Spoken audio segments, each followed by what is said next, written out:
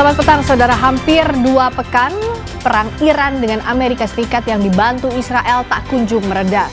Presiden AS Donald Trump isyaratkan perang segera berakhir. Tetapi Iran mengklaim merekalah yang menentukan akhir dari perang.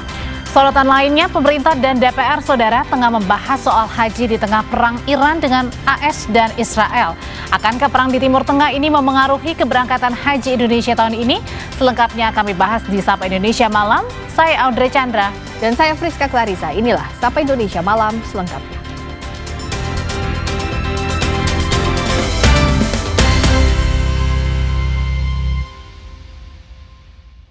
Informasi pertama, Korps Garda Revolusi Islam Iran (IRGC) mengumumkan gelombang baru peluncuran rudal dari operasi True Promise 4.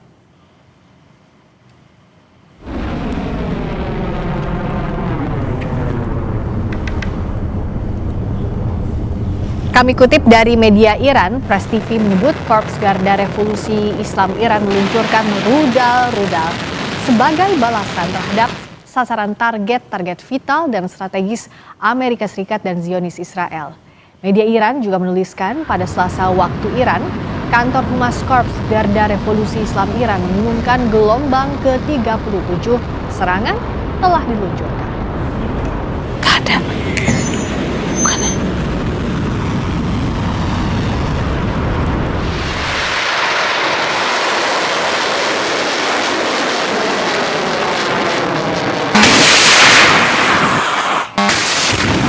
Sementara media Iran lainnya, IRNA News Agency melaporkan pabrik pengolahan minyak dan fasilitas penyimpanan bahan bakar milik rezim Israel di Haifa telah dihantam oleh drone Angkatan Udara Tentara Republik Islam Iran dalam beberapa jam terakhir.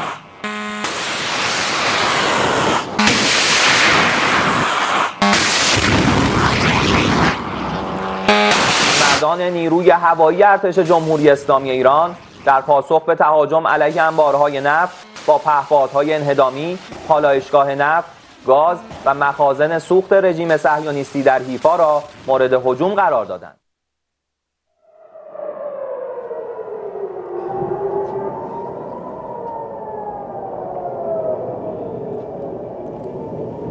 Sirine peringatan berbunyi dan cegatan serangan udara atas rudal Iran terlihat di seluruh Tel Aviv. Warga berbondong-bondong mencari tempat berlindung saat sirine peringatan dibunyikan.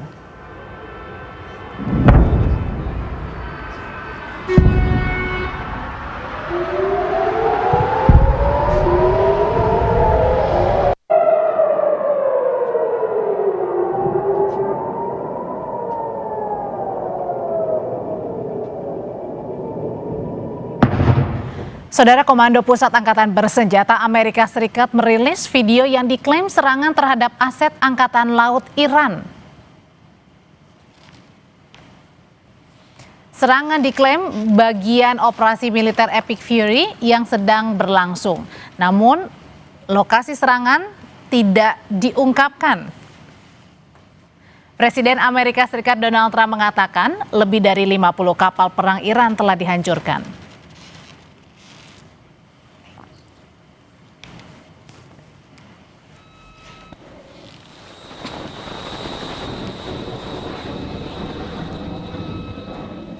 Saudara, di tengah konflik antara Amerika Serikat dan Israel lawan Iran, militer AS kembali merilis video peluncuran rudal. Militer Amerika Serikat meluncurkan rudal, merekam video peluncuran misil dari kapal perusak USS Frank Peterson Jr. saat sedang berlayar di Laut Arab.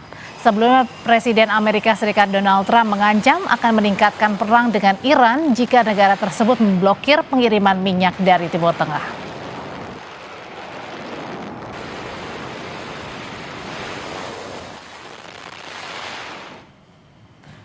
Sambil berkelakar, Presiden AS Donald Trump mengaku seru menenggelamkan kapal-kapal perang Iran. Setidaknya ada 80 orang tewas setelah kapal selam AS menabrak satu kapal perang Iran di Samudra Hindia pekan lalu. Together with our Israeli partners, we're crushing the enemy in an overwhelming display of technical skill and military force. Iran's drone and missile capability is being utterly demolished. The Navy is gone. It's all lying at the bottom of the ocean. And I said, why didn't we just capture the ship? We could have used it. Why did we sink them? He said, it's more fun to sink them. I said, they like sinking them better. They say it's safer to sink them. I guess it's probably true. Meningkatnya intensitas perang membuat Iran mendebar ancaman. Juru bicara Markas Besar Khatam Al-Anbiya Iran, Ibrahim Zolfahari, mengancam Amerika Serikat dan Israel terkait dengan minyak dunia. Iran menyatakan kelanjutan perang akan mendorong harga minyak melebihi $200 AS per barrel. از دولت‌های کشورهای اسلامی انتظار می‌رود هرچه سریعتر آمریکای جنایتکار و رژیم وحشی صهیونیستی را از چنین اقدامات بزدلانه ضد بشری برحذر دارند تا شعله‌های آتش و جنگ بیش از این گسترش نیابد. در غیر این صورت اقدامات مشابهی در منطقه صورت خواهد گرفت و اگر تحمل نفت بیش از بشکه‌ای $200 را دارید این بازی را ادامه دهید. Presiden Amerika Serikat Donald Trump mengeklaim perang melawan Iran akan segera berakhir. Trump meyakini berakhirnya perang dengan Iran menandakan adanya awal dari sebuah negara baru. Hal tersebut disampaikan Trump dalam sesi tanya jawab dengan wartawan di Florida pada Senin malam waktu setempat. Trump menyebut operasi yang telah digencarkan sejak akhir Februari lalu telah melemahkan kekuatan militer Iran secara signifikan. Menurut Trump, militer Amerika dan Israel juga telah menghancurkan berbagai aset militer Iran, termasuk armada laut, angkatan udara, serta sistem pertahanan udara negara tersebut.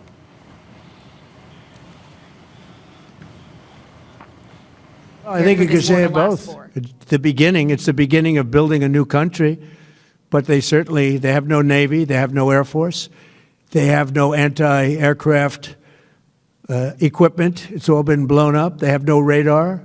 They have no telecommunications, and they have no leadership. It's all gone. So, you could look at that statement. We could call it a tremendous success right now as we leave here. I could call it, or we could go further, and we're going to go further. But the big risk on that war has been over for 3 days. We wiped them out in the first 2 days. Wakil Menteri Luar Negeri Iran untuk bagian hukum dan internasional, Kazem Gharibabadi, mengatakan konflik dengan Amerika dan Israel hanya akan terjadi jika ada jaminan agresi tidak terulang kembali. Ia menambahkan bahwa prioritas Iran saat ini adalah untuk membela negaranya usai pemimpin tertinggi Iran, Ali Khamenei, wafat dalam serangan. Kazem juga menyebut keputusan penghentian perang hanya berada di tangan Iran. دست برتر رو داریم. ببینید اینها هر طرحی که کردن شکست خوردن. همین الان هم به اهداف خودشون نرسیدن. جمهوری اسلامی ایران خسارات سنگین و دردناکی رو به رژیم صهیونیستی و آمریکا و متحدانشون وارد کرده. شما وضع اقتصاد جهانی و انرژی رو شما ببینید، این بسیار برای اونها دردناک است. پس ببینید ما ضربات مهلکی رو وارد کردیم در این زمینه. پس ما در واقع اینجا دست برتر رو داریم و از این رو در واقع جمهوری اسلامی ایران پایان جنگ رو در واقع تعیین خواهد کرد.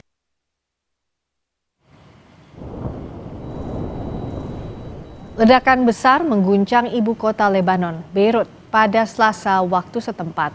Angkatan Udara Israel menyerang sebuah pinggiran kota di bagian selatan Beirut.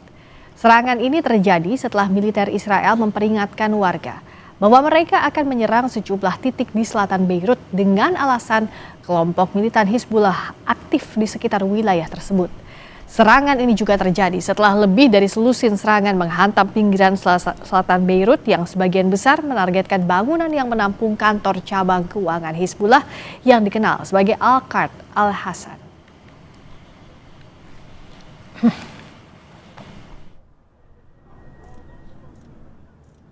Perdana Menteri Israel Benjamin Netanyahu mengatakan agresi militer Israel yang tengah berlangsung bertujuan untuk membantu rakyat Iran terlepas dari belenggu tirani dan membawa ke akhir yang permanen. Hal ini disampaikan Netanyahu di Pusat Operasi Darurat Kesehatan Nasional di Tel Aviv pada hari Senin waktu setempat.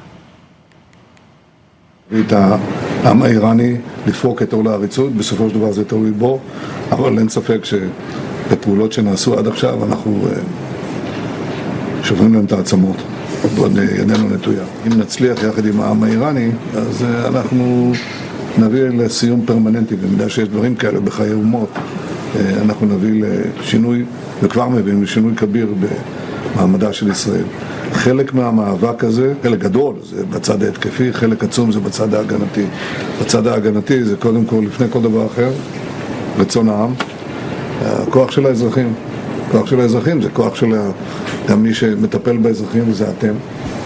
והאמונה שמטפלים בהם, שהיא גדולה מאוד, מאוד מאוד גדולה, זה בזכותכם.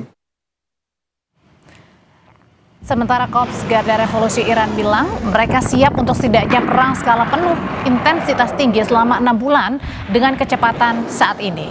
Iran klaim rudal yang telah digunakan sebagian besar termasuk generasi pertama dan kedua diproduksi tahun 2012 dan Iran bahkan belum menggunakan rudal yang telah diproduksi selama 10 tahun terakhir yang telah meningkat beberapa kali lipat.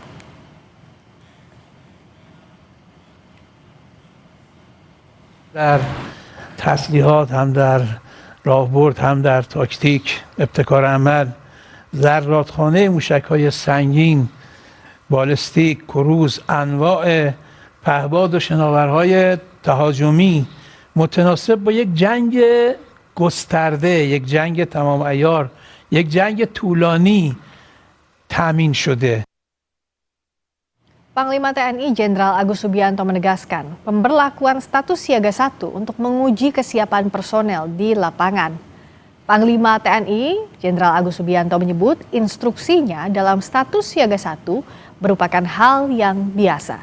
Ia menambahkan status itu adalah bagian dari mekanisme standar untuk memastikan kesiapan personel sekaligus peralatan merespons kondisi bencana maupun yang lainnya. Namun saat ditanya, apakah penetapan status siaga 1 berkorelasi dengan perang di Timur Tengah? Panglima tidak menjawab.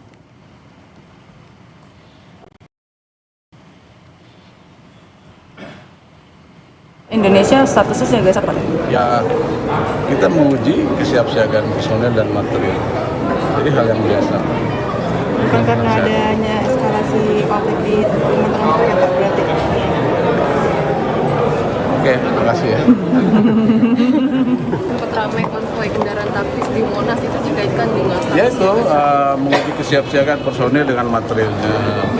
Misalnya dari wilayah-wilayah itu ke wilayah Jakarta itu berapa menit kita hitung, gitu kan? Apabila terjadi sesuatu di Jakarta kan bisa cepat digerakkan. Kayaknya udah mulai kita ini apa namanya? Kita kembalikan kesatuan-kesatuan. soal status siaga 1 ini? Nggak ada, itu kan uji kesiapsiagaan tadi itu kalau dia udah kita cek itu bisa dikembalikan lagi ke kesatuan. Oke, makasih. Terima kasih.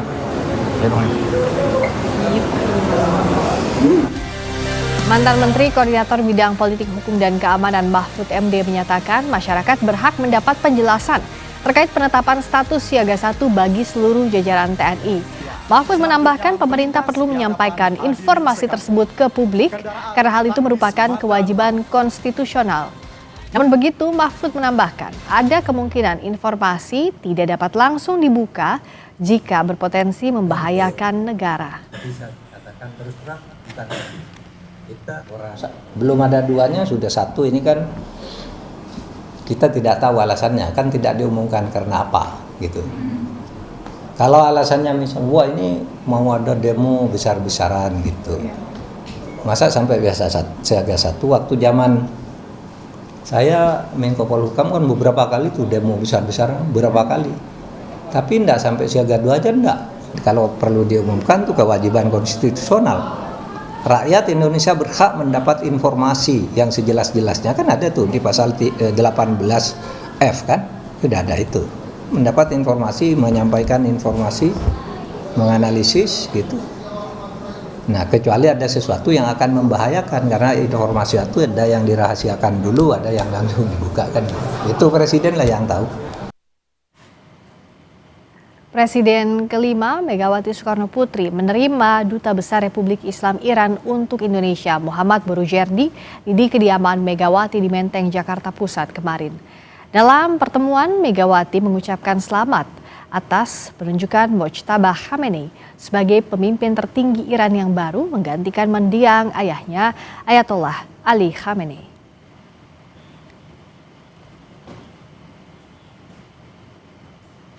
Ini adalah surat kerja saya, merasa gembira bahwa Iran sekarang telah mempunyai. Ya, ini menunjukkan bukti bahwa saya punya hubungan persahabatan dengan almarhum. Saudara, imbas perang Iran, pemerintah imbau masyarakat tidak membeli karena panik atau panik buying bahan bakar minyak. Sesaat lagi kami kembali dengan informasinya.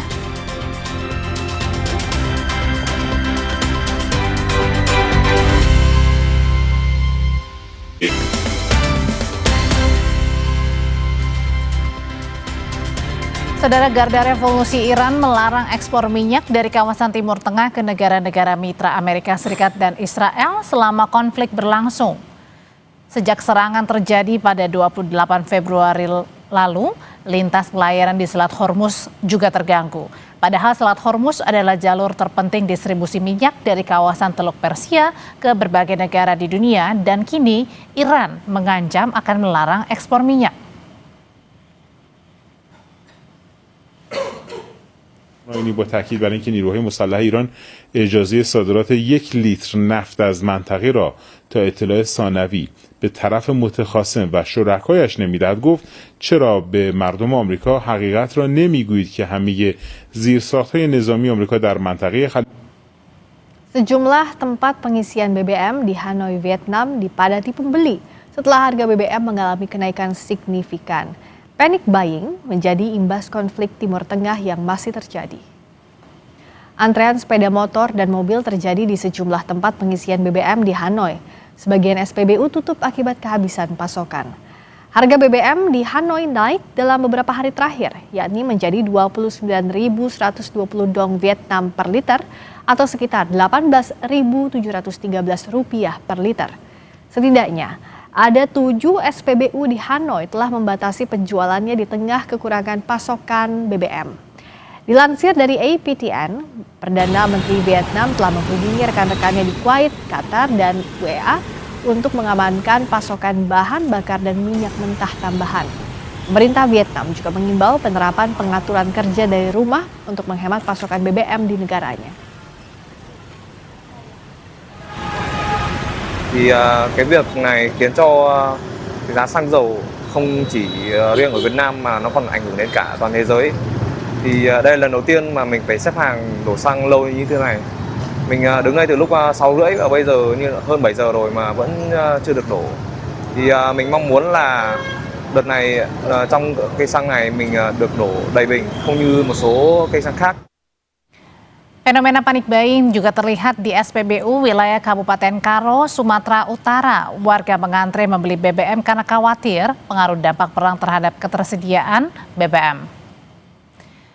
Seperti ini situasi di sejumlah SPBU yang berada di Kabupaten Karo, Sumatera Utara. Sejak sepekan terakhir, panjang antrean BBM khususnya jenis solar mencapai hingga 1 km panjangnya. Untuk mengantisipasi, PT Pertamina Patraniaga menjelaskan akan menaikkan kuota BBM hingga 110% di seluruh SPBU wilayah Karo, Pakpak, dan Dairi. Pertamina juga menjelaskan stok BBM khususnya Sumatera Utara masih dalam kategori aman.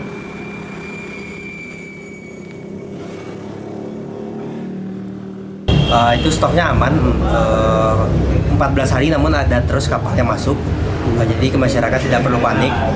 Untuk spreadingnya ke SPBU, supply distribusinya ke SPBU akan kami usahakan untuk melebihi dari kebutuhan normal nantinya untuk supaya recovery dari proses pasca terjadinya panic buying seminggu terakhir.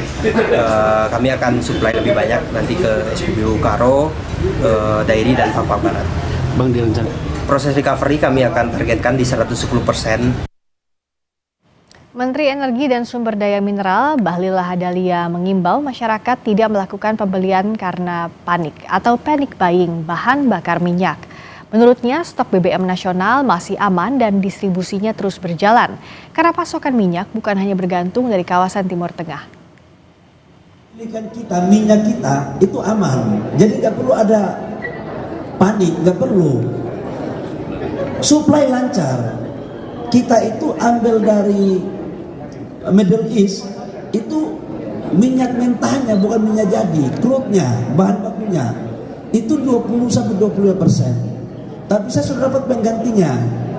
Kami dengan Pertamina sudah men-switch dari Middle East, kita ambil di Amerika, kemudian. Informasi dari Kementerian Haji dan Umroh, Saudara, menyiapkan sejumlah skenario untuk mengantisipasi dampak perang Iran terhadap penyelenggaraan ibadah haji. Salah satu opsi yang dipertimbangkan adalah ibadah haji tetap berangkat di tengah situasi konflik, tapi dengan rute perjalanan yang lebih jauh. Menurut Menteri Haji dan Umroh Muhammad Irfan Yusuf, pengalihan jalur penerbangan berpotensi menambah biaya. Pemerintah rencananya juga akan mempertimbangkan perubahan waktu keberangkatan dan kepulangan. Tapi ada juga kemungkinan Arab Saudi tetap menyelenggarakan ibadah haji, tetapi Indonesia tidak memberangkatkan jemaah karena faktor resiko. Dan beberapa skenario yang kemungkinan kita mitigasikan. Pertama, ibadah haji tetap berangkat di tengah situasi konflik. Dengan kondisi Arab Saudi membuka penyelenggaraan ibadah haji, negara Indonesia memutuskan memberangkatkan meski kemungkinan berisiko tinggi. Terhadap skenario ini, Kementerian Haji dan Umroh perlu melakukan mitigasi jalur udara air bridge ke Arab Saudi berupa skenario pengalihan rute penerbangan menjauhi zona konflik, di antaranya Irak, Syria, Iran, Israel, UEA, dan Qatar. Mitigasi jalur penerbangan dengan menggunakan jalur selatan via Samudra Hindia dan masuk melalui ruang udara Afrika Timur atau jalur aman lainnya. Koordinasi dengan pihak puasa dan menjalankan ibadah sholat maghrib bagi Anda yang berada di wilayah DKI Jakarta dan sekitarnya. Nah, kalau ngomong-ngomong soal santapan berbuka puasa ini Audrey dan saudara, sop kikil dan konro rasanya tentu bisa jadi menu pilihan. Sop konro ini sajian khas populer di Makassar. Hidangan berbahan dasar iga sapi dimasak dengan bumbu rempah pilihan dipadu dengan kuah yang bercita rasa gurih dan sedikit manis. Proses memasak yang lama hingga 4 jam membuat daging iga menjadi empuk dan mudah terlepas dari tulangnya.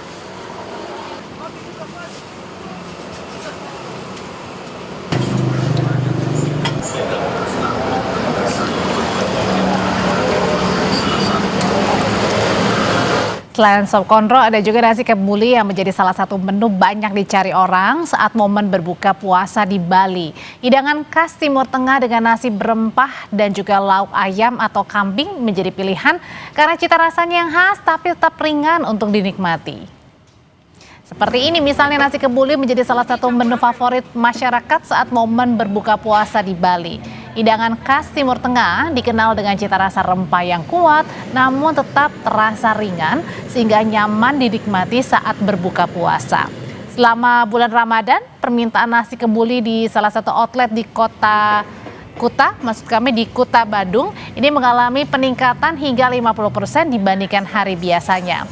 Peningkatan terlihat dari kebutuhan bahan baku yang mencapai sekitar 600 potong ayam dan 120 potong kambing setiap harinya untuk jadi lauk nasi kebuli.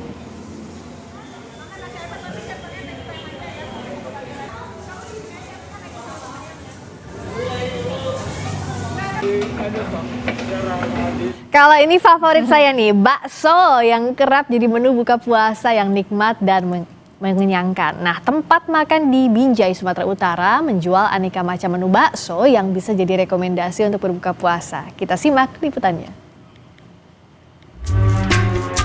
Berada di Jalan Medan Binjai kilometer 20, tempat makan ini menawarkan aneka menu bakso yang bisa jadi rekomendasi untuk menu berbuka puasa.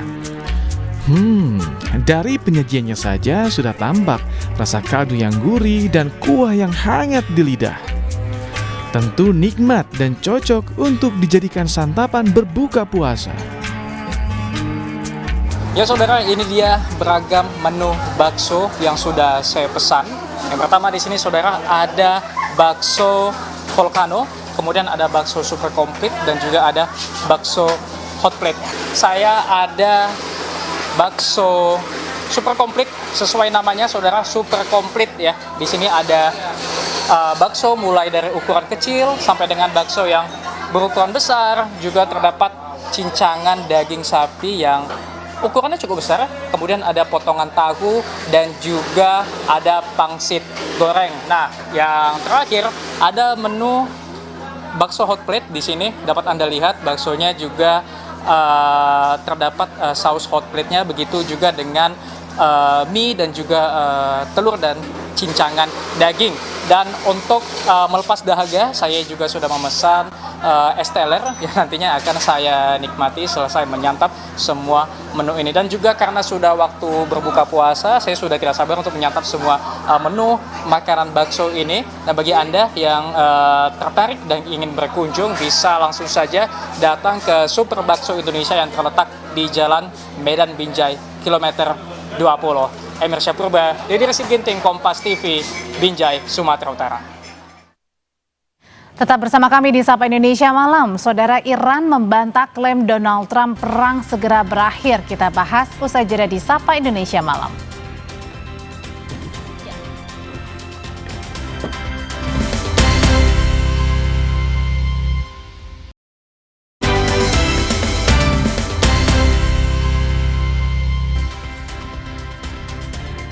Masih di Sapa Indonesia Malam bersama saya Friska Clarissa. 4 orang tewas dan sejumlah lainnya luka-luka setelah serangan menghantam jalan raya Martyr Bagheri di Teheran, seiring meningkatnya ketegangan antara Iran dan Amerika Serikat serta Israel. Sejumlah kendaraan rusak dan sejumlah warga terluka di lokasi kejadian. Televisi pemerintah Iran melaporkan 4 orang tewas dan sejumlah lainnya luka-luka ketika sebuah rudal menghantam jalan raya di Teheran. Menurut kantor berita pemerintah Iran, jalan raya terdampak serangan dibuka kembali dalam waktu 1 jam setelah kejadian.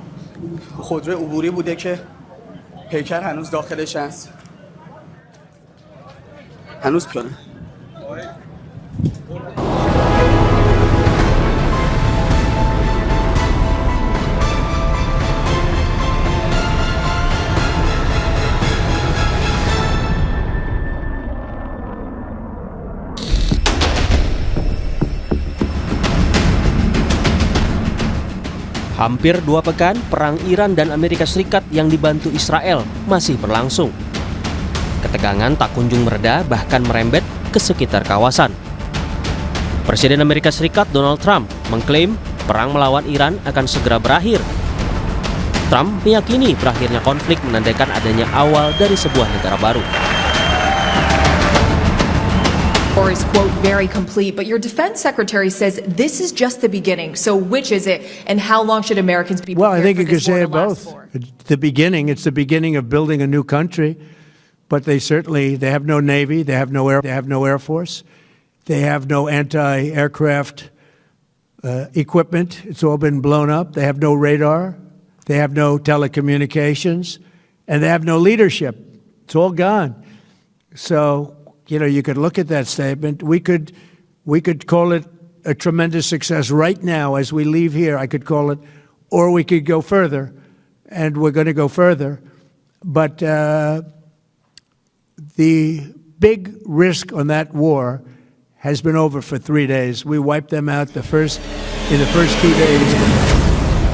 Tetapi klaim ini dibantah otoritas Iran. Mereka menyebut keputusan penghentian perang hanya berada di tangan Iran.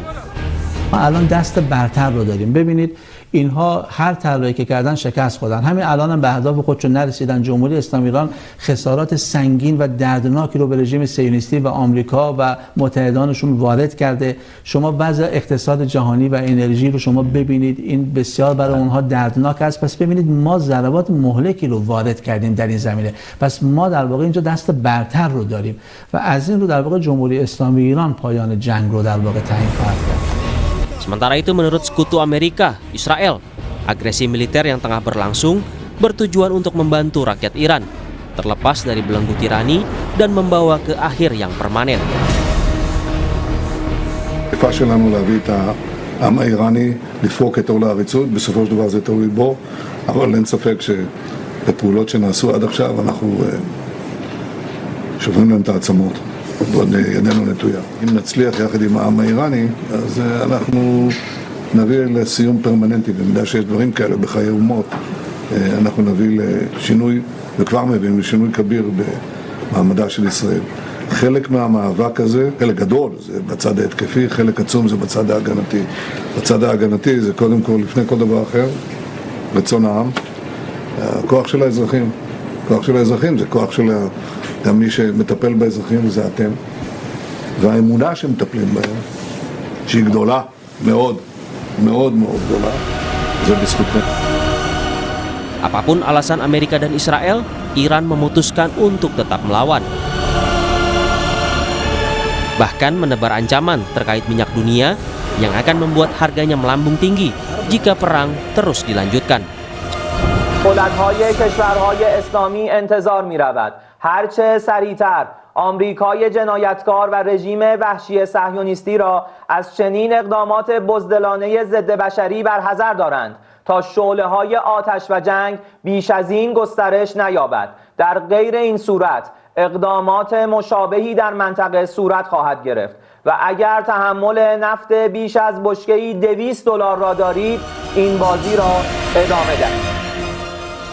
Kini tiap negara, baik Iran, Amerika Serikat, dan Israel, saling klaim memiliki kekuatan yang besar.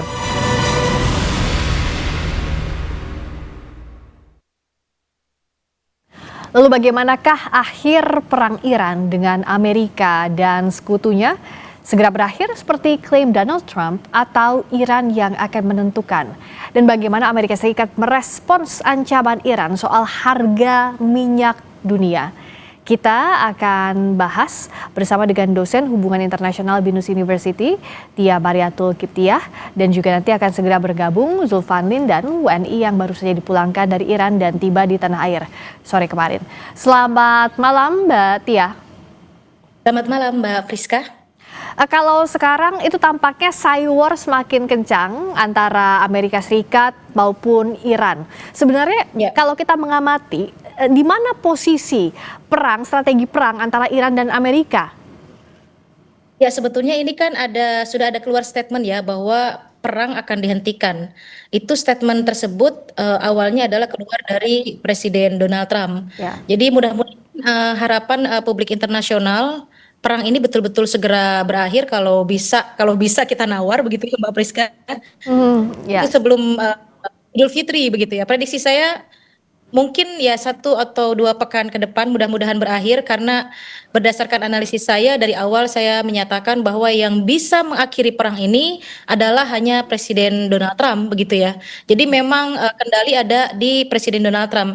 Jika Donald Trump mampu menstop perang ini, saya pikir akan segera berakhir, walaupun Iran misalnya ingin melanjutkan perang ini atas nama retaliations. Karena sudah ada ya Mbak Priska. Ya silakan.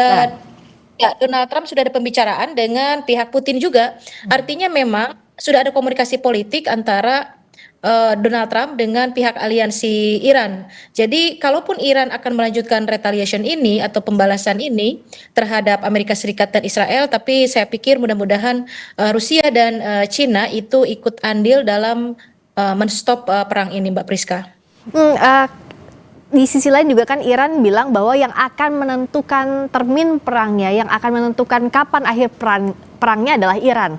Nah, bagaimana membaca pernyataan Iran yang tampaknya tak gentar setelah digempur Amerika Serikat dan juga Israel, dan juga saat Amerika Serikat bilang bahwa yang menentukan akhir perang adalah Amerika Serikat bersama dengan Israel?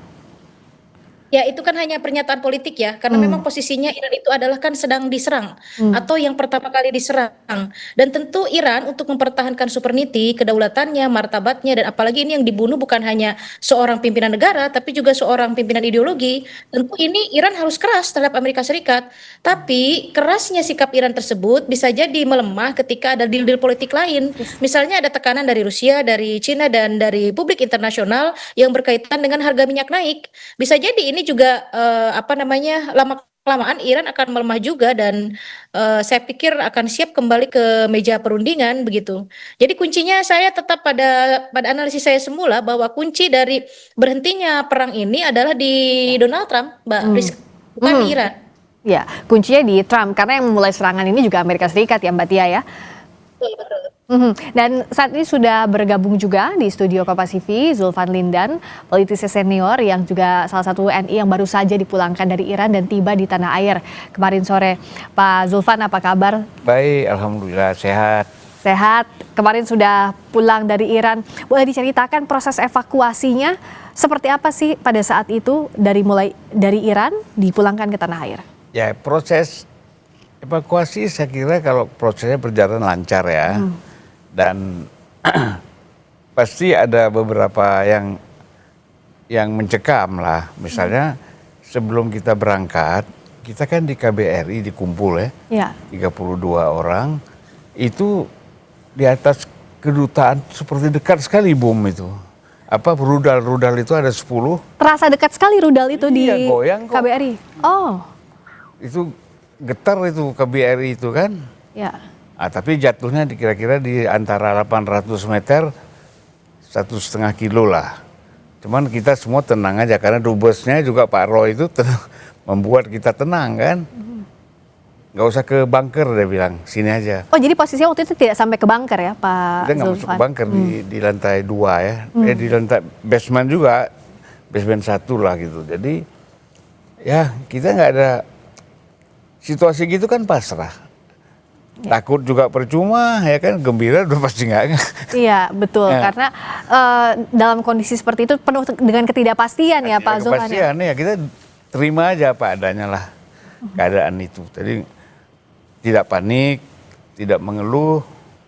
Ya semua saya lihat dari kawan-kawan yang mau dievakuasi itu tenang. Ya. Pak Zulfan, bisa diceritakan waktu itu kan sejak awal serangan, hari pertama serangan ke Iran sampai akhirnya evakuasi itu berapa lama berarti? Serangan kan tanggal 28. Ya. Evakuasi kita tanggal 6 kan? Ya, pemberitahuan sudah di hari keberapa itu untuk persiapan evakuasi? Tanggal 4 sih udah dikasih tahu. Oh, oke. Maksudnya dikasih tahu itu pemberitahuannya itu bukan pengumuman, hanya diedarkan form. Siapa yang bersedia dievakuasi tanggal 6 minta mengisi form. Yang tidak mengisi ya. Nah, jadi 32 orang mengisi form, langsung disuruh hari Kamis kita menuju Teheran, lalu nginap di Teheran 1 malam. Subuh kita berangkat ke perbatasan Azerbaijan. Nah, perjalanan lancar karena belum banyak yang evakuasi. Beda dengan tanggal 12, 40 serangan 12 hari, ya. Itu kan padat. Ini nampaknya nggak ada. 9 jam kita sampai ke perbatasan. Ya. 9 jam sampai ke perbatasan. Kira-kira 6 jam kita diproses di imigrasi Iran. Kemudian keluar, ya. Sampai ke perbatasan emigrasi itu kan cuma dibatasi kali aja perbatasan antara Iran dengan ada sungai kecil ya. Nah kita melewati itu, kemudian kita diperiksa lagi visa dan macam-macam dokumen oleh imigrasi Azerbaijan. Ya. Di sana sudah disambut oleh Duta Besar Berlian, ya. Nama duta besarnya kita Berlian, KBRI, stafnya semuanya udah menyambut kita. Ya kita diurusi semualah. Ya. Disiapkan mobil, dibawa ke hotel. Ya. Sampai akhirnya dievakuasi, alhamdulillah bisa dengan selamat kembali ke Indonesia. Tadi sebelumnya saya dengan Mbak Tia sudah sempat membahas bagaimana sekarang ini kan cyber war-nya kencang antara Amerika Serikat versus Iran. Masing-masing menganggap bahwa akhir perang yang menentukan adalah baik itu Amerika Serikat maupun Iran. Nah sebenarnya Pak Zulfan melihat kondisi politik di Iran, terutama setelah suksesi kepemimpinan dialihkan ke Mojtaba Khamenei, itu seperti apa? Ya, sebelum terpilihnya Mojtaba Khamenei, itu ada 3 ulama besar yang dianggap representatif, senior ya. Rata-rata mereka usianya antara 78 sampai 80. Jadi Jawadi Amuli itu sangat senior ya, sudah sejak zaman Imam Khomeini. Kemudian ada Karim Shirazi, dan satu lagi saya lupa namanya, itu menegaskan perang ini habis-habisan dan tidak boleh berhenti setelah Khamenei meninggal. Ya. Nah, jadi saya melihat Iran ini tidak mau, dia karena dibohongi terus, merasa dibohongi 12 hari, perang 12 hari merasa dibohongi. Ya. Kemudian perjanjian belum selesai, sudah Di tengah-tengah diserang ya. diserang. Jadi mereka bilang kita nggak bisa lagi. Jadi tegas sekali dari ulama senior mengatakan tidak terus, tidak berhenti. Kalian yang mulai, kami yang menentukan, yang memberhentikan, kata Iran. Bukan Trump, bukan Netanyahu. Kapan berhenti perang ini kami yang menentukan. Yang menentukan ya. Iya, iya. Tegas sekali itu di TV-TV, di mana-mana waktu saya di Iran, mereka menegaskan seperti itu. Apalagi ini kan yang jadi trigger utamanya setelah Ayatollah Ali Khamenei meninggal dunia dalam serangan, itu yang semakin membakar Iran, warga Iran termasuk juga para petingginya ya, Pak Zulfan, untuk habis-habisan perang dalam. Mereka bersatu semua. Memang orang-orang yang tadinya agak sedikit memprovokasi menentang pemerintah, sekarang sudah ada tahanan rumah, mereka disingkirkan, ada yang ditangkap ya. Sehingga sekarang semakin solid. Rakyat Iran itu kan begini, mau pakai jilbab, nggak pakai jilbab, mau mereka bebas ataupun tidak bebas, kalau sudah menyangkut Ayatollah mereka bersatu. Ya. Kalau menyangkut presiden memang mereka beda-beda. Tapi pemimpin tertinggi karena ini kan itu. Bersatu semua. Ya. Nah, kalau dari kondisi seperti ini, Mbak Tia, artinya ada semangat untuk membalaskan dendam, lalu juga membela tanah airnya habis-habisan. Bagaimana melihat peta kekuatan Iran dengan apa yang dibakarnya adalah karena tidak ada yang boleh menyentuh pemimpin tertinggi, tapi pada serangan kali ini Amerika Serikat justru membunuh pemimpin tertingginya. Iya, yang dikatakan Pak Zulfan Lindan betul sekali. Jadi memang saya mempelajari Timur Tengah itu sangat detail, bukan hanya persoalan culture, politik dan ekonomi dan bahasa, juga termasuk Iran ini mengenai sistem politik di sana. Jadi disebutnya itu adalah wilayatul faqih atau wilayatul faqih, di mana kekuasaan itu di tangan mullah, di tangan ayatollah. Jadi kalau itu tersentuh, semua yang berbeda pun itu bisa bersatu. Jadi jangan sampai siapapun bisa menyentuh ayatollah tersebut begitu. Dan itu di ini Pak Priska, di apa namanya, yang masuk kepada ayatollah itu sangat kualifikasinya sangat ketat begitu ya. Kemudian yang kedua, kualitasnya akan sama dengan ayatollah sebelumnya. Misal Ayatollah Khomeini yang sudah meninggal diganti dengan Ayatollah Ali Khamenei, sekarang itu sama kualitasnya. Nah, penggantinya sekarang Mujtaba pun, Ayatollah Mujtaba pun itu bukan karena persoalan anak Ayatollah Ali Khamenei, bukan. Itu memang memenuhi kualifikasi yang diinginkan oleh rakyat Iran. Sangat detail, mulai dari knowledge agama, kemudian knowledge science, kemudian attitude, behavior, sudah dipastikan itu yang namanya ayatollah itu tidak mungkin ada cacat begitu ya dalam versi ideologi Syiah begitu. Jadi betul memang kalau dia tersentuh itu semuanya solid. Oposisi pun bisa solid. Maka saya melihat bahwa serangan Netanyahu yang membisiki Trump kemudian membunuh ayatollah itu saya pikir strategi yang salah, karena ini akan sangat membakar.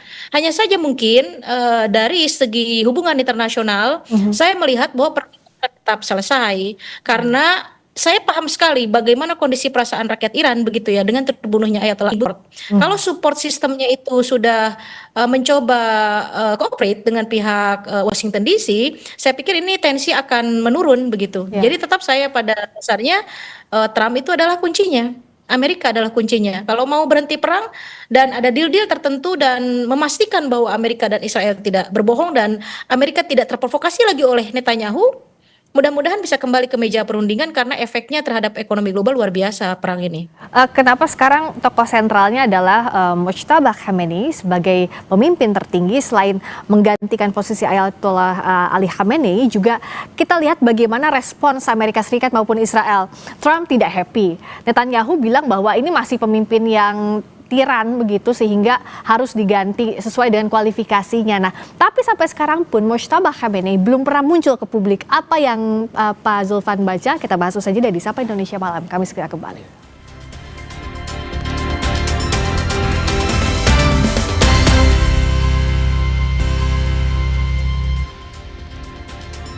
Masih di Sapa Indonesia Malam bersama saya Friska Clarissa. Kami masih bersama Zulfan Lindan.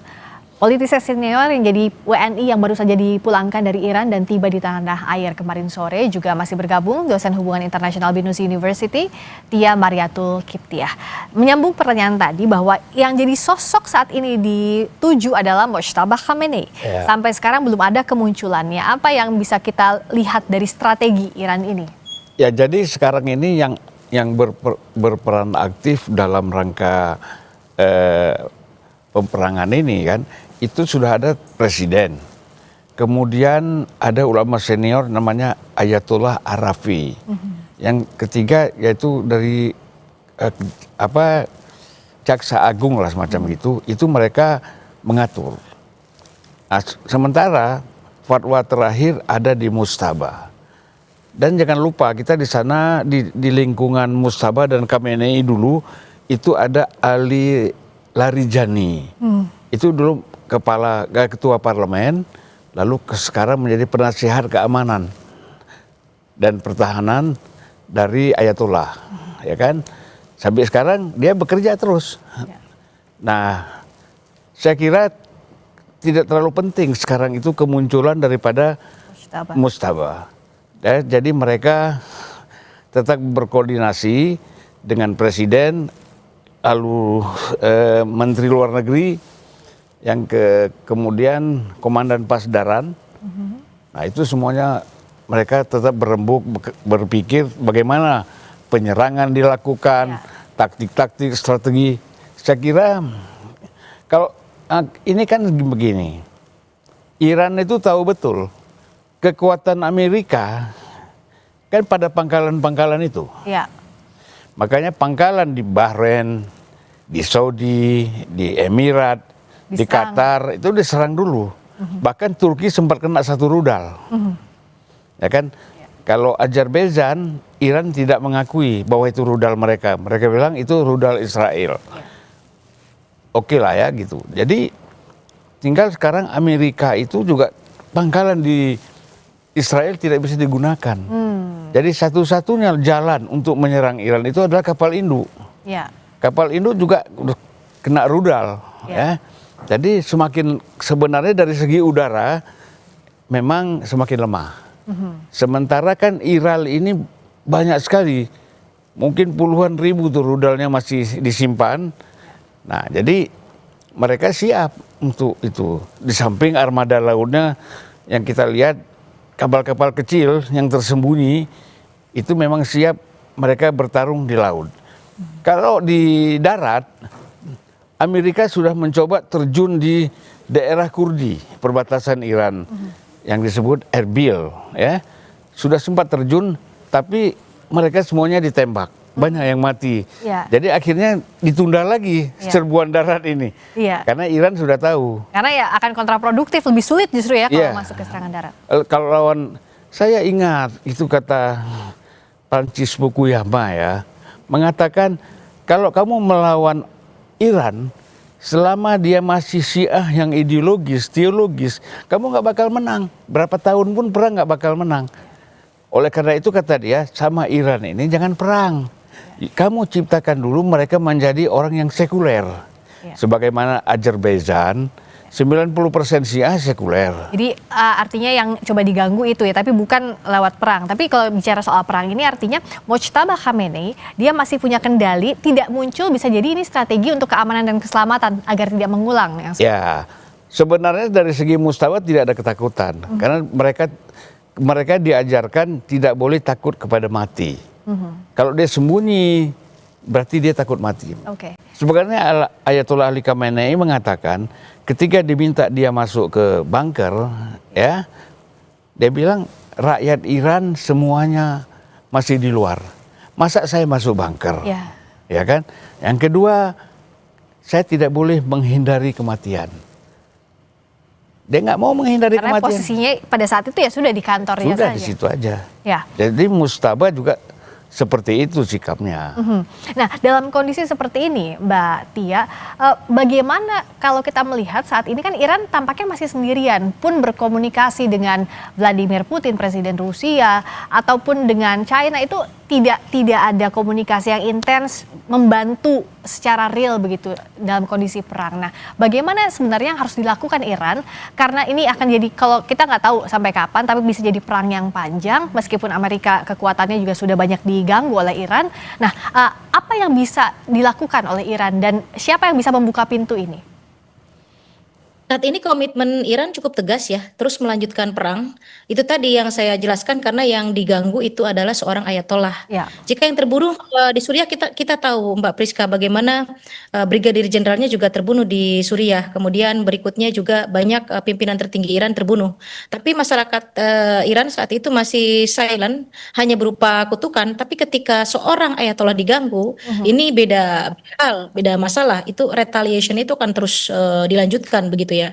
Jadi dari pihak Iran sampai saat ini terus konsisten akan terus melawan sampai titik darah penghabisan. Saya melihatnya seperti itu. Hanya saja memang map ini bisa berubah jika ada pihak eksternal. Nah, pihak eksternal ini sampai saat ini masih sistemnya masih calling gitu ya. Baru komunikasi politik yang mereka lakukan antara Putin dengan Trump misalnya, atau Jinping dengan petinggi Iran begitu, dengan Pezeshkian, dengan presidennya, baru pada sampai tahap itu.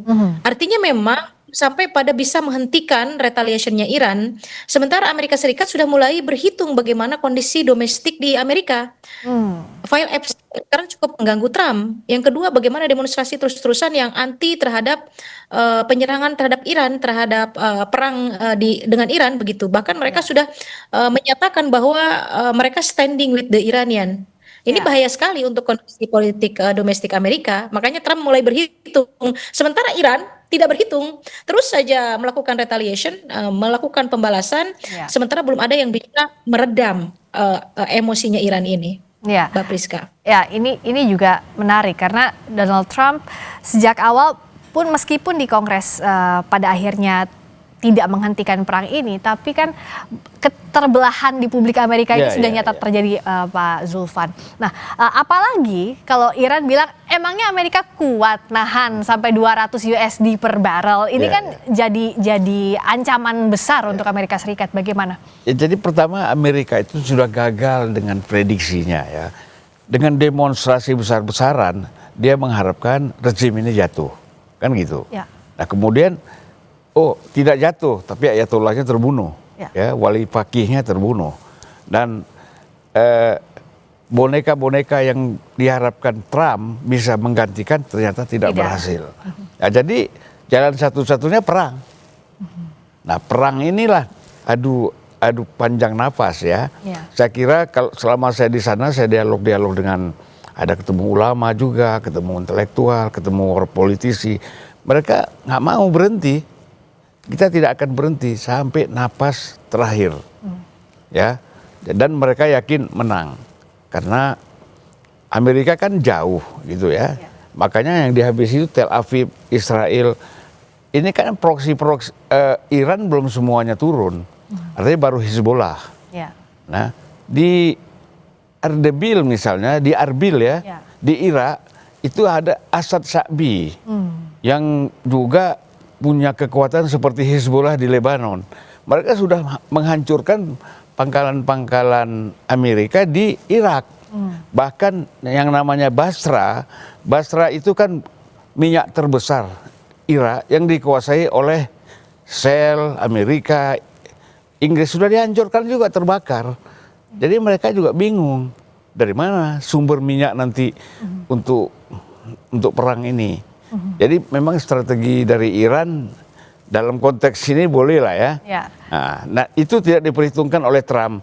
Dia pikir perang ini perang antar senjata gitu, antar militer. Ternyata sektor-sektor ekonomi Amerika di Timur Tengah juga dihabisi gitu. Gitu. Dan ancaman ekonomi ini Mbak Tia jadi pukulan yang serius untuk Amerika Serikat. Artinya harus berhitung berkali-kali lipat kalau nggak mau harga tadi saat Iran mengancam memangnya kuat sampai 200 USD per barel. Ini tentu jadi hal yang harus membuat Amerika Serikat berpikir keras, Mbak Tia. Makanya ada pernyataan Trump kan yang terbaru bahwa dia akan mengakhiri perang. Karena rupanya harga minyak ini Mbak Priska sudah 100 lebih sekarang. Ya, betul. Per barrel. Ini sangat berbahaya sekali karena Amerika ini kan negara adidaya yang memang mempunyai banyak cabang ekonomi di berbagai belahan dunia. Jika ini mengancam aliansinya, itu juga sama dengan mengancam ekonomi Amerika Serikat. Jadi kalau misalnya Trump tidak berhitung mengenai ini, pertama, kondisi domestik politik sendiri di Amerika yang banyak protes, dia juga terlibat Epstein file. Kemudian yang kedua, bagaimana ini juga memberikan efek terhadap aliansi Amerika Serikat dari mulai Uni Eropa misalnya ataupun negara-negara lain yang itu semuanya merupakan cabang-cabangnya ekonomi Amerika Serikat. Ini sangat berbahaya kalau tidak segera dihentikan. Maka prediksi saya mudah-mudahan saya bilang begitu di berbagai media bahwa perang ini bisa kan sebelum Idul Fitri begitu ya, mudah-mudahan begitu. 1 atau 2 pekan ke depan. Ya kita lihat Pak Zulfan ya, benar atau tidak nih analisa. Kita mengharapkan cepat selesai ya. Betul. Ya, kita berharap cepat selesai sebelum Idul Fitri lah 1-2 minggu ke depan. Tapi kalau posisinya seperti ini, tadi sudah kita bahas juga dengan Mbak Tia, dengan Pak Zulfan, bukan tidak mungkin itu bisa terjadi ya, karena ya tadi dengan berbagai pertimbangan, desakan juga untuk Amerika Serikat terutama. Untuk apa melanjutkan ini lebih panjang lagi? Saya kira kalau Israel dan Amerika berhenti menyerang Iran, ya seolah-olah mereka akan mengaku kalah gitu, Iran juga berhenti. Kalau terus melawan, ya Iran terus menyerang. Iya. Dan saya tahu betul potensi mereka gitu loh. Yang bagaimana mereka punya ribuan rudal yang di bawah tanah yang tidak bisa diketahui oleh satelit Amerika. Kan kita lihat tuh setiap saat keluar itu bukan hoax. Iya, itu betul dan tidak terdeteksi di mana lokasinya. Dan di Qom itu di perbatasan Qom mau masuk kota Teheran, itu ada anti rudal dan rudal di situ. Itu yang sempat diserang karena kalau malam ada lampu kecil yang nyala. Itulah yang bisa terdeteksi. Sebatas itu saja ya sejauh ini. Nah, Mbak Tia, artinya kan Iran tampaknya saat ini sudah siap untuk menghadapi Amerika Serikat. Meskipun setidaknya kalaupun memang mau jangka panjang harus punya teman lah gitu untuk perang, nggak mungkin Iran sendirian.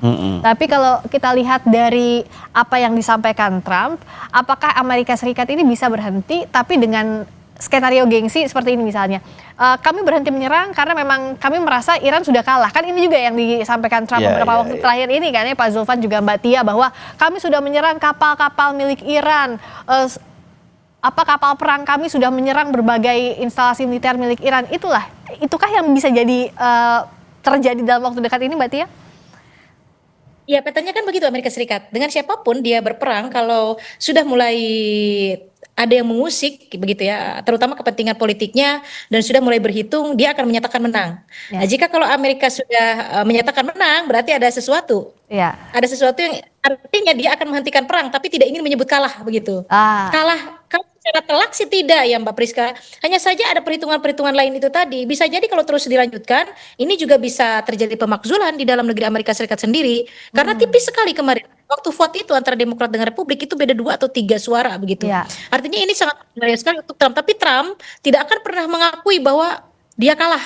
Jadi pasti ada statement lain. Patternnya memang selalu begitu Amerika ini. Mbak Priska. Jadi self-declare bahwa menang itu pasti akan dilakukan oleh Amerika Serikat, apalagi Trump ya. Tapi pada faktanya apakah menang telak atau tidak belum tentu juga kalau dalam kondisi seperti ini. Pak Zulfan juga membaca hal yang sama. Saya kira begitu. Jadi karena semangat nasionalis ini kan didorong oleh rakyat. Rakyat berteriak jutaan di jalan tidak mau berhenti perang. Ya kan?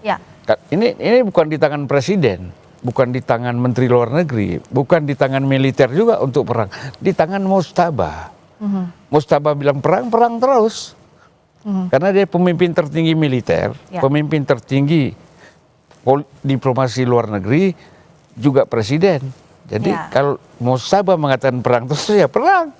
Jalan terus saja. Putin boleh negosiasi dengan presiden, dengan siapapun. Tapi kalau kembali dibawa ke meja wali fakih, ya dia memutuskan teruskan. Dan wali fakih ini punya penasihat ulama-ulama juga, yang juga mereka pernah jadi tentara dan pasdaran gitu. Dan kalau misalnya Trump bilang, Mbak Tia, akan mengambil alih Selat Hormuz, tentu tidak akan semudah Trump mengatakan itu ya, Mbak Tia. Ya, betul sekali. Itu kan teritori Iran ya.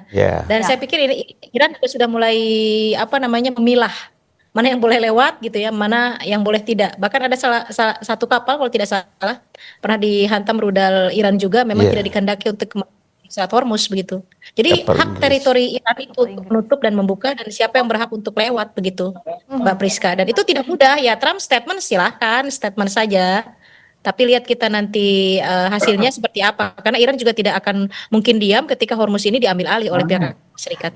Dan meskipun sekarang kapal Inggris, kapal induk juga Perancis sudah ada di kawasan Timur Tengah, ini tidak akan mengubah apapun terkait dengan perang yang berlangsung ini, Mbak Tia.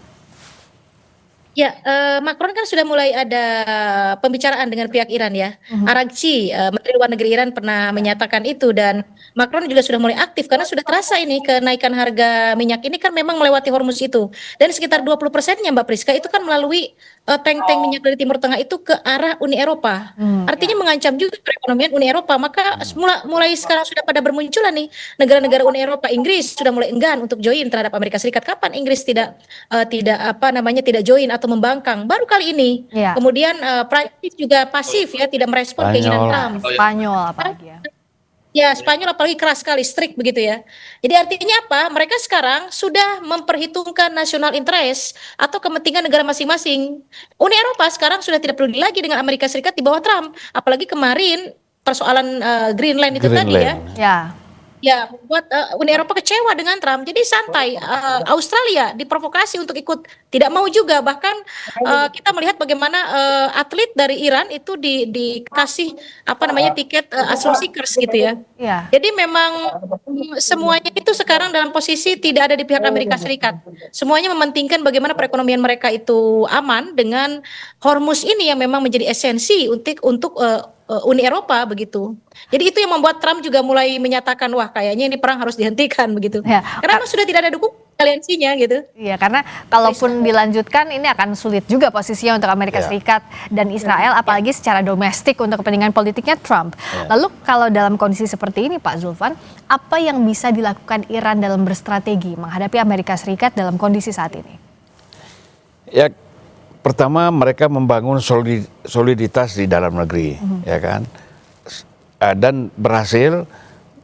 Ada tokoh-tokoh yang memang menjadi tahanan rumah misalnya. Salah satunya itu adalah mantan Presiden Hassan Rouhani. Saya dapat kabar dia digadang-gadang oleh Trump untuk seolah-olah akan bisa menggantikan. Tapi ternyata dia sekarang tahanan rumah. Dan tentu saja klik politiknya dia itu akan mundur. Dan banyak juga yang ditahan gitu. Nah, jadi sekarang kalau solid di dalam, kan perang itu enak, tidak diganggu dari dalam negeri ya. Nah, jadi menurut saya bahwa dia semakin yakin karena dukungan soliditas rakyat, masyarakat intelektual dan ulama. Jadi saya kira sekarang strategi pertama itu kan berhasil menghancurkan seluruh pangkalan di Timur Tengah. Timur Tengah ya. Dan negara-negara sekutu yang ada di jangkauan Iran lah.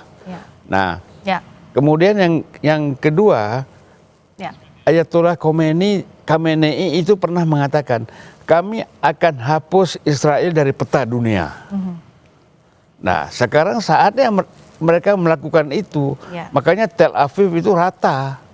Nah, kalau beda ya, kalau kita nonton Al Jazeera yang bahasa Inggris, itu kecenderungannya tidak ada berita tentang Iran. Tapi kalau Al Jazeera dalam berbahasa Arab, itu agak imbang. Oke, jadi artinya ya memang sekarang kondisinya ya Iran pun mengamankan kondisi dalam negerinya untuk memenangkan pace melawan Amerika Serikat. Dalam arti memenangkan ini mengamankan jangan sampai ada serangan yang lebih luas lagi. Kita akan tunggu, semoga yang tadi kita bahas bisa 1 sampai 2 minggu ya sebelum Idul Fitri lah, mudah-mudahan ini cepat-cepat damai lah. Cepat-cepat damai agar tidak berdampak lebih luas lagi untuk banyak negara akibat perang yang tidak berkesudahan. Terutama kita. Iya, betul sekali. Itu yang kita harapkan. Terima kasih Pak Zulfan, terima kasih juga Mbak Tia sudah hadir di Sapa Indonesia Malam. Halo Mbak Tia. Mari. Ya, mari Pak. Berikutnya kami kembali dengan sorotan lainnya, masih di Sapa Indonesia Malam. Kementerian Haji dan Umroh menyiapkan sejumlah skenario untuk mengantisipasi dampak perang Iran terhadap penyelenggaraan ibadah haji. Informasinya usai jeda bersama Audrey Chandra, tetap di Sapa Indonesia Malam.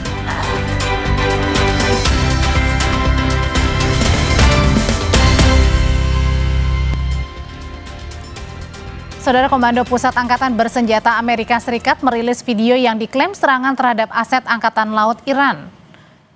Serangan ini diklaim bagian dari operasi militer Epic Fury yang sedang berlangsung. Namun lokasi serangan tidak diungkapkan. Presiden Amerika Serikat Donald Trump mengatakan lebih dari 50 kapal perang Iran telah dihancurkan.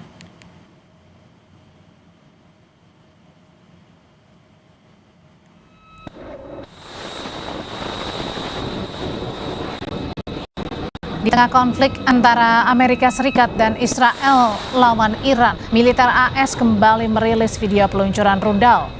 Militer Amerika Serikat meluncurkan rudal, merekam video peluncuran misil dari kapal perusak USS Frank Peterson Jr. saat sedang berlayar di Laut Arab. Sebelumnya, Presiden Amerika Serikat Donald Trump mengancam akan meningkatkan perang dengan Iran jika negara tersebut memblokir pengiriman minyak dari Timur Tengah.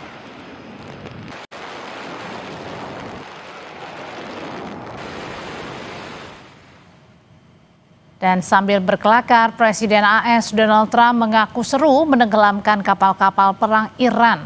Setidaknya 80 orang tewas setelah kapal selam AS menabrak satu kapal perang Iran di Samudra Hindia pekan lalu.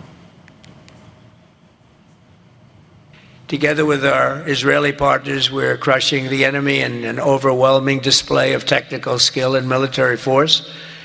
Iran's drone and missile capability is being utterly demolished.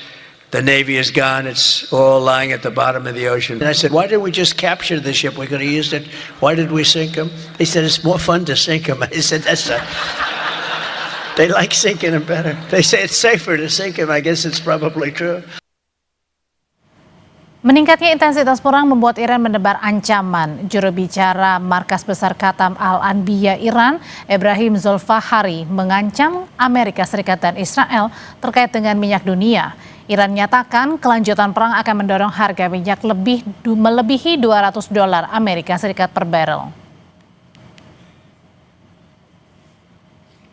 از دولت‌های کشورهای اسلامی انتظار می‌رود هرچه سریعتر آمریکای جنایتکار و رژیم وحشی صهیونیستی را از چنین اقدامات بزدلانه ضد بشری برحذر دارند تا شعله‌های آتش و جنگ بیش از این گسترش نیابد. در غیر این صورت اقدامات مشابهی در منطقه صورت خواهد گرفت و اگر تحمل نفت بیش از بشکه‌ای $200 را دارید این بازی را ادامه دهید.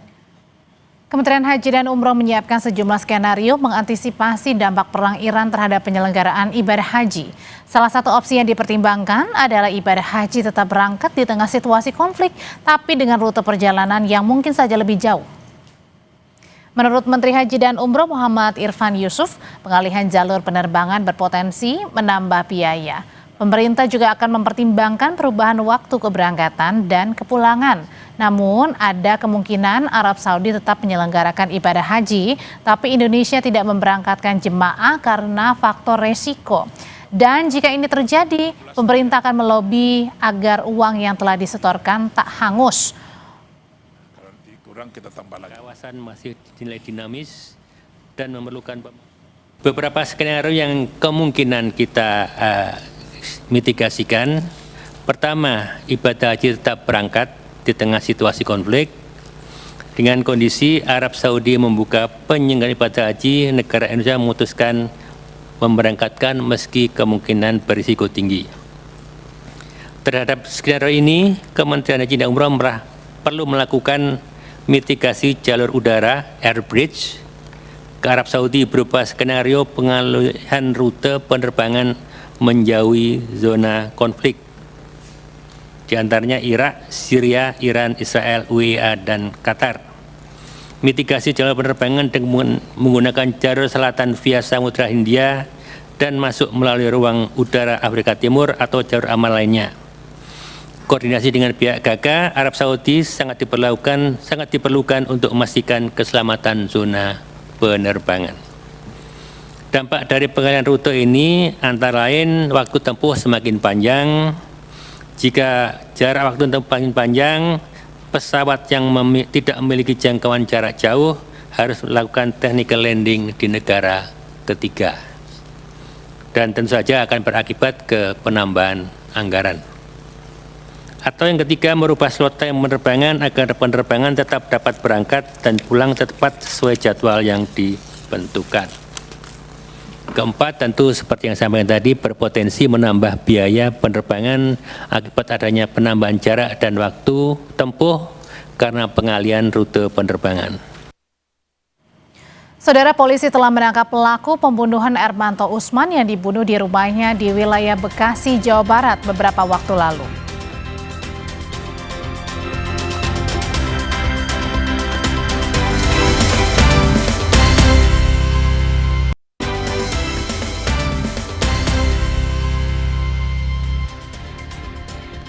Saudara, polisi menangkap pelaku pembunuhan Ermanto Usman yang dibunuh di rumahnya di wilayah Bekasi, Jawa Barat beberapa waktu lalu. Di Reskrimum Polda Metro Jaya, Kombes Iman Imanuddin mengatakan motif pembunuhan yang dilakukan pelaku adalah murni pencurian. Kasus ini terungkap berdasarkan sidik jari pelaku yang berada di lokasi. Pelaku dengan inisial S mencongkel jendela rumah korban menggunakan linggis. Linggis itu juga digunakan untuk menyakiti korban. Pelaku dijerat dengan 3 pasal pidana dengan hukuman maksimal 20 tahun.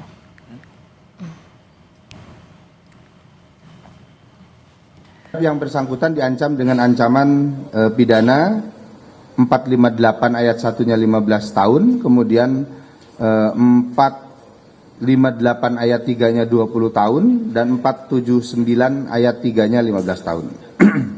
Saat ini tersangka sudah kami lakukan penahanan dan sedang menjalani proses penahanan di Rutan Polda Metro Jaya. Ermanto Usman, seorang pensiunan PT JICT, ditemukan tewas di rumahnya di kawasan Jatibening, Bekasi, Senin 2 Maret. Polisi menyebut korban tewas akibat pukulan benda tumpul, sementara sang istri dalam keadaan kritis. Keluarga mencurigai sejumlah kejanggalan terkait penyebab kematian korban yang diduga dibunuh bukan semata-mata karena perampokan.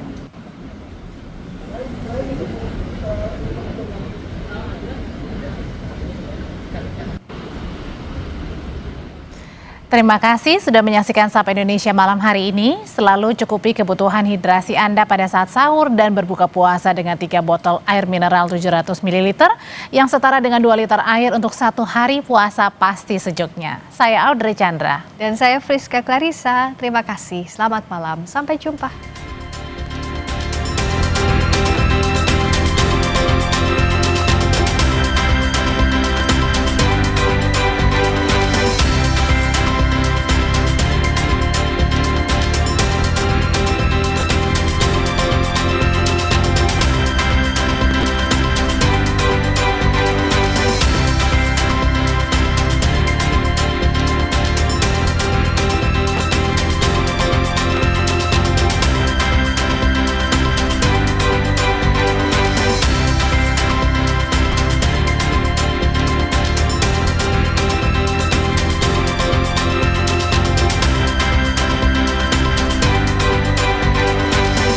Terima kasih